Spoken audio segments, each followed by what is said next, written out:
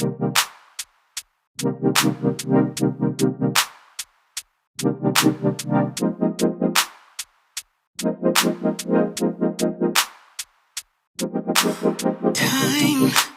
takes a toll on everyone, they say. Time is merciless, it won't wait for us to change. Time, I am stressing out, I can't figure out what to say.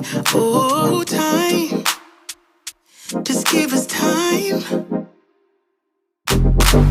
Time, looking back on pictures, and I find it hard to see you and myself in places where we used.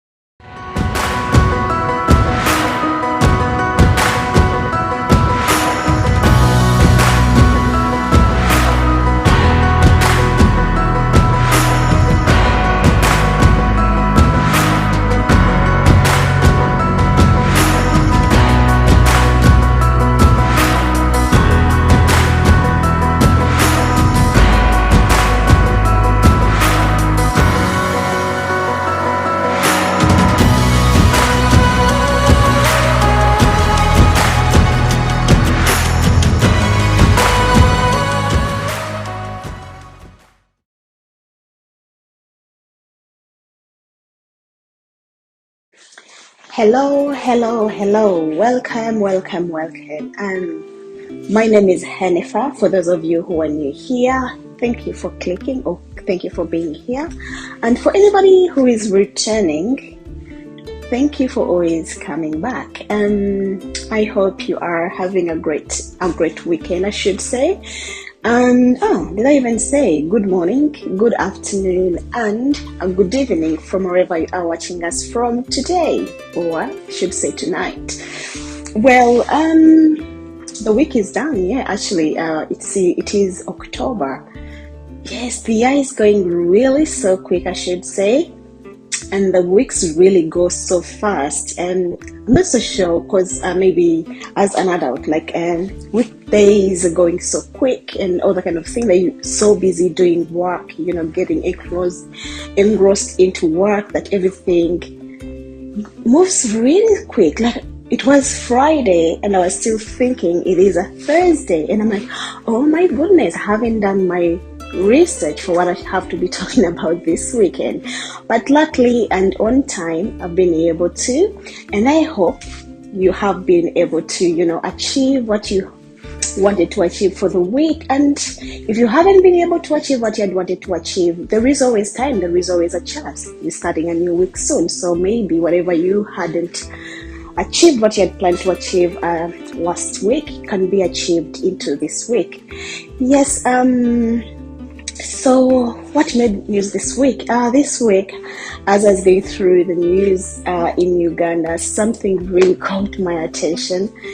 This was from the Minister of Education. That was really funny. Not really funny. It is sad that I was seeing on the tweet where she was opening up a dormitory, yes, in one of the best schools, old schools in Uganda, Gayaza High School. And I was like, okay, are they opening up schools then? Okay, no, they're not opening up schools, but guess what? They're opening up dormitories. And like, who's going to sleep in these dormitories? Kids who are, or students who are home, are they coming to sleep in these dormitories? So I found that I personally, it's kind of a mockery, there's no road plan to when schools are going to be open, but then here you are with her capacity. That is opening up. She was suggesting that chemistry should be taught in all Uganda local languages. It should be noted Uganda has over 52, tribes. So imagine converting all these, chemistry symbols to all these 52 languages. And most times in a class where students are sitting in a class, they're coming from different tribes, but they're sharing the same class. So how is that even going to be possible? Like, imagine. So if I say stupid, some people are so born to be stupid, or some people don't think beyond, or some people are so incompetent on their job. This is a very good example of someone who is very incompetent, that even though she may have come from a very good position, saying chemistry be taught in our local languages, but did she even try to think that these classrooms are shared by students from way out all over Kampala, or rather all over Uganda, who speak different languages? We have people who are speaking in Luganda, we're having students who are speaking Swahili, people who are speaking Lunyankole, people who are speaking any other kind of languages. So we're all in the same class. So how are they? So if they say oxygen, is it going to be said oxygen first in Luganda, then second in this? So truly speaking, that was a very stupid suggestion, and something maybe she did not quite think through. Yeah, like, what would you expect if you get, if positions are very powerful government positions that awarded to people just through nepotism? What would you really expect? So these are the very good results we're seeing from a country which is ruled by very, very, very selfish, very incompetent, very incapable people. So this is exactly what we're seeing. So what else made news in Uganda? Trying to remember, lots of things happen in Uganda that you even sometimes lose track of what happened yesterday, what happened the other day. But anyways, those are the few things which caught my attention. I'm very passionate about education, so I feel this is a right. Everybody has a right to education. But things which are happening in Uganda, they're way off what is supposed to be in education. Because students around the world, everywhere, like where I am, my son particularly, schools close, we go online because the country can afford for students to be online. But throughout the past 2 years, students have been studying. It is challenging, but at least there is that kind of trying. But in Uganda, we do not know when the Madam First President is going to make up her mind and say, I think let these poor people's students go back to school. Let me first open a dormitory where I don't think it's even going to be used for the next 7 months. I think schools are opening in May, sometime next year. So, which is kind of a really, it is not a good thing anyways. So that is what it is. Anyways, things will get better. We're very optimistic. Things will get better. Things are not meant to stay that way. Like, with the right people and right everything, things will happen and things will be better. So without any further ado, or without no more, I think 6 minutes, that's kind of enough for as we wait on, as we have a chit chat. Yeah, what have I done? Today's been a very beautiful weekend, and went for a big drive. I love drives, and so it's one way of calming me down, reflect on the week I've had and reflect on the week ahead. What have been I assess my goals. I do that kind of personal assessment. What can I do better for the next week in terms of work, in terms of home, and that kind of thing. So every now and then I do that every weekend and try to see what can be improved, what can I do more, where have I failed, what have I, all that kind of thing, like personal kind of something. That's something I do for myself.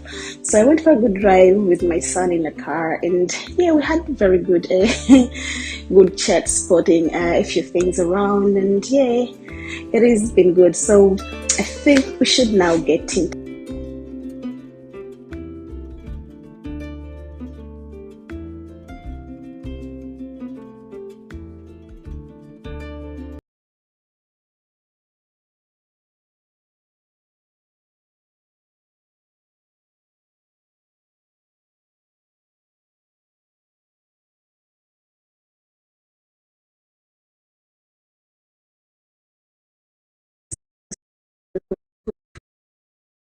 beautiful sun. Now it's beginning to rain. That's kind of interesting. Anywho, today's episode is the rule of law. Last Sunday in the democracy series or episode, we discussed the core principles of democracy, and the rule of law is a very core principle of any functioning democracy. As closely associated with the doctrine of separation of powers is the theory of the rule of law, which doctrine I will explain very much later in the episode. The rule of law is not a rule in a sense that it binds anyone, but rather, the rule of law is a collection of ideas and principles in a free society, in free societies or democracies, to guide lawmakers, administrators, judges, and law enforcement agencies. The rule of law is a feature, a very key feature of a democracy and a country's legal system. That is, if a country is democratic, the rule of law has to be there, no question. The rule of law is the principle that both the government and the citizens know the law and are ruled by it. So you know what the law is as a citizen, and you are ruled by, this kind of law. This means that law applies to everyone regardless of their position or status. To make sure everyone knows the law and their rights, laws should be easy to understand, they should be easy to find, and they should be enforced. So we don't have to keep referring to people. If there was rule of law, like go and read the Constitution, or go and read this act, or go and read this legislation. Everything has to be understood or easy to find by everyone if there is the rule of law.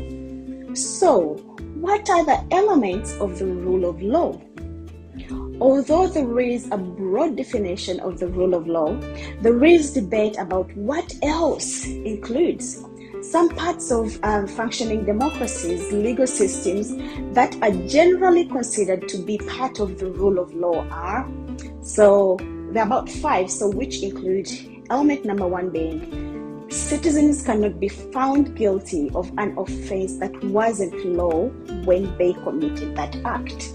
For example, if I took or I stole your pen, when stealing is not, a crime, there's no way after me stealing your pen, they can say now you committed a crime because that wasn't the law.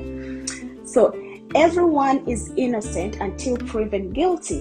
The presumption of innocence is present in a fair and public trial. Under the rule of law, citizens cannot be punished or their rights affected unless a court has decided a law has been broken. There is nowhere where there will be, where there is mob justice in Uganda, where the police is beating you up before even the court has said you have committed a crime. If there was rule of law, that would not happen.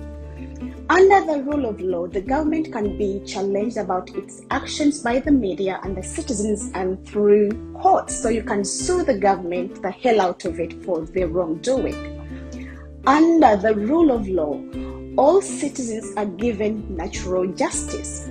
This is referred to as procedural fairness, which simply means acting fairly in administrative decision making. As an important part of the rule of law is reviewing, updating, and removing laws to make sure they are fair and reflect social values. So laws which don't work for a country can be scrapped off with laws which work for the country. Then, here comes the question. Why is the rule of law so important for a society? A country that adheres to the rule of law ensures that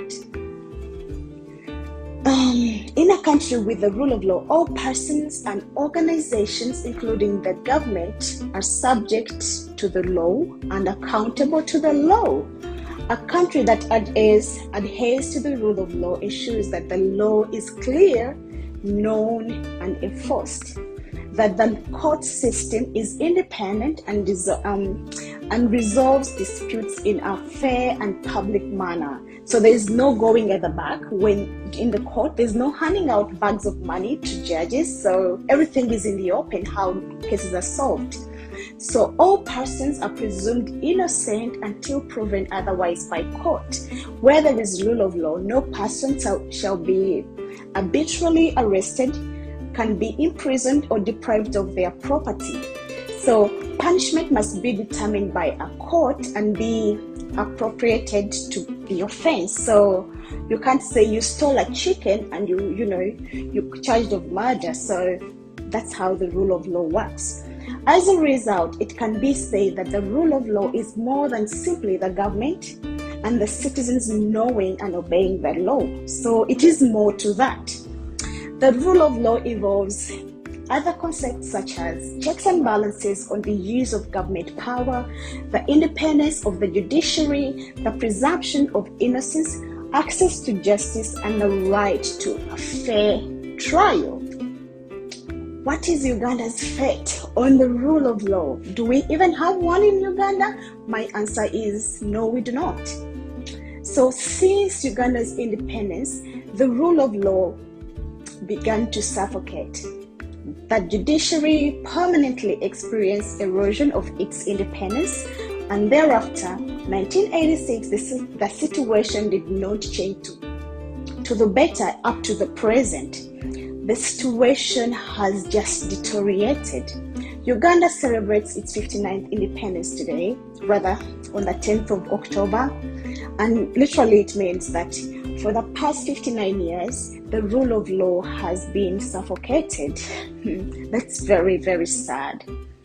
The fusion of powers, the interference and erosion has not only been orchestrated by the executive and the legislature, but also by individuals and other factors on the other hand. For instance, the removal, the remuneration of judges and other judicial officers, or the interference in the judiciary's independence by way of bribing judges, bribing court officials, asking many things. This has created a corrupt atmosphere with the judicial system, which endangers the concept of the rule of law. We all know the courts is a no-go area where people are like, I'm not even going to get justice. I do not have even the money to bribe the judges. This is the fate of Uganda, exactly. The rule of law cannot thrive in any society or in any government without the separation of powers. So, what do we mean by the separation of powers? This simply means that the powers of the organs of the state or the government must be clearly described in the Constitution, and these powers must be exercised by the different persons as laid down in the Constitution. So, the three organs of the state, or say the government, are provided for in the Constitution of the Republic of Uganda. Number one being the executive, which puts the law into action, and this includes the president and his cabinet ministers. Then we have the legislature, which makes the laws, and this includes the parliament. And then we have the judiciary, which makes judgments about the law. Here we have the courts, the judges, and so on. In the separation of powers, there is independence of the judiciary. In Uganda, this notion is rooted under Article 128, Part 1 of the 1995 Constitution. This article provides that in the exercise of judicial powers, the court shall be independent and shall not be subject to the control or direction of anyone or any authority. But in Uganda, the president interferes in everything. One former Chief Justice, for example, former Chief Justice Benjamin Odoki asserted that the independence of the judiciary is a very, very big requisite of a free society under the rule of law, where independence here implies from freedom of interference by the executive or the legislature in exercising of its judicial functions. These provisions are based on the critical role played by the judiciary towards the socio-economic and political affairs of any democratic country or system. The provisions, or should I say, these checks and balances were therefore adopted to ensure quality and fairness in the three arms of government, including the judiciary, as well as equal rights protection for all. This does make an independent judiciary a central pillar for democratic government. Unfortunately, and this is very, very sad, the notion of a very, very independent judiciary with all the adoption of provisions in the constitution is non-existent in Uganda. There is continued intrusion of the executive in the duties of the judiciary, as was during the reviewed period. For example, instances of intrusions including the following in an example clearly shows the continued undermining of independence of the judiciary. There was an order, I think from memory, that was made by the President of Uganda, directing the Office of the Director of Public Prosecution to deny bail to the State Minister Minister of Labour, Mwesigwa Lukutana, despite the fact that such is the mandate of the judiciary. It is only the judiciary which awards bail to anybody, not the president. Pursuant to the constitution, it is only the judiciary that gives or denies bail to anybody, not the president, not anyone else. Shockingly, the request to deny this minister bail occurred during the inauguration ceremony of the current Chief Justice as well as the Deputy Chief Justice, respectively, at the State House in Tebe on September 8th, 2020. So, inauguration and the president is interfering and nobody's even saying anything. There we are with the Chief Justice obliged to uphold the law, but still the president is completely ignoring everything, rendering them powerless, and he gives orders to deny people bail in their presence and nothing is said. In a functioning democracy, judges are independent for execution of their judicial duties, and sentences of court may not be or nullified by other organs or authorities. In Uganda, there is undermining of the mandate of the judiciary and the rule of law. Another clear example is continued gross of human rights violation. When we talk about human rights in Uganda, I feel like they even know human rights, we will say, like where powers of the police force to prohibit and disperse political gatherings have been withdrawn by court in one case, I can't quite remember off my head, limiting their powers to preserving laws and limiting their powers under Section 9 of the Public Management Act. But the court said you should stop doing this, killing people, beating them, blah, blah, blah. But still, the police still up to date continues to obstruct people who are doing demonstrations, who are, doing peaceful protests. Due to this process concerning peaceful protest has been perpetually disregarded, thus leading to a continual breakage in the rule of law. So the court says this, police does this, so where is the rule of law? With all these provisions, the police has continued to shoot, like literally shooting people, killing innocent civilians, continue to arrest peaceful protesters, etc. and etc. All these actions by the police continue and will continue to undermine the rule of law. So where there is rule of law, this is about to happen. So as I conclude today, the Ugandan Law Society is an independent agency that provides recommendations for law reform to the government of Uganda or to the Ugandan government. For the rule of law to exist, law should be sovereign or overall authority. It has to be clear and certain in its content and accessible and predicted for the law subject, and the law should be general in its application. There should be an independent judiciary without which the rule of law will be impossible. And finally, So if there's no independent judiciary, this makes everything, we just say things which we are talking about. So where we're seeing the president is standing up to say, do not grant this person bail. And then recently, even where the president's coming out to pass, they're trying to pass the bail, rather the bail law, where you are denied bail if you have committed an offense or something like that. So who is the president, where the president is the one directing everything? So this really undermines the rule of law. So we have societies like independent bodies which are making recommendations and reports to the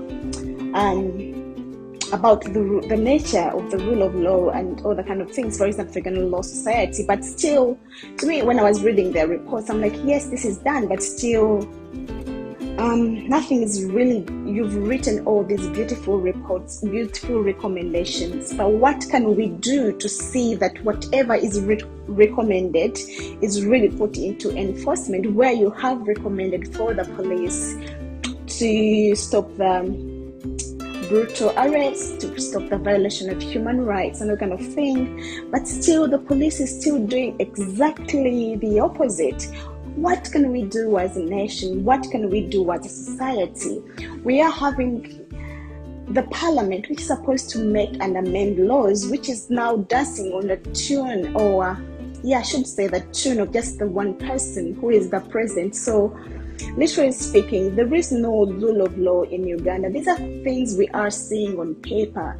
So when we're just reading on paper but not in practice, it feels like everything feels, or rather reads merry on a piece of paper, that yes, there is rule of law, yes, we have the judiciary, yes, we have the parliament, and then we have the legislature. But still, all these are in the palm of just the one person who directs who is going to be the chief justice, who directs who is going to be the magistrate, all those kind of things. So like as a lawyer and someone who is practicing in countries where the rule of law is upheld, it is really disheartening that this is happening to our beautiful motherland. But without losing so much hope, or without losing hope, I should say, I know one might say it's been 59 years of where the rule of law has been suffocated, but there is still hope. The good thing is we are still young people who are very passionate, who have that country spirit. We have that zeal in us. We have that Ugandanness in us, that we may be far away, 1,000 miles away from home, but we have that Ugandan in us, that maybe we will build our nation from what would be left over, or what will be left by the time these people go. But for now, I think I should stop talking, otherwise I may be talking for the next 30 minutes or so, and I don't want to take so much of your time. Anyways, thank you for chilling with me this Sunday afternoon, or Sunday night your side, or Sunday morning. I hope to see you again next weekend. For now, stay safe, keep well, and I'll be chatting to you again. I'll be here on your screen again next Sunday. For now, my name is Hanifa once again. Have a good morning, a good afternoon, and a good evening from wherever you have been watching us from. Good night. Ciao.